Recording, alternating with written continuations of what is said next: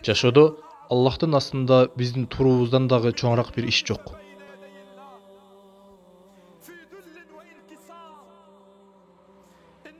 Чындыгында Аллах Таала биздин тообо келтирүүбүздү сүйөт. Чындыгында Аллах Таала биздин ага кайтуубузду гана сүйөт. Эй адам баласы, сенин мага кылган дуаң кандай гана жакшы.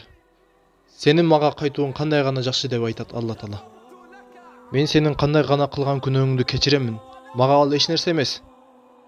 Эй адам баласы, эгерде сенин күнөөң асмандын булуттарына жетсе дагы, андан соң менден кечирим сурай турган болсоң, мен сөзсүз сени кечиремин.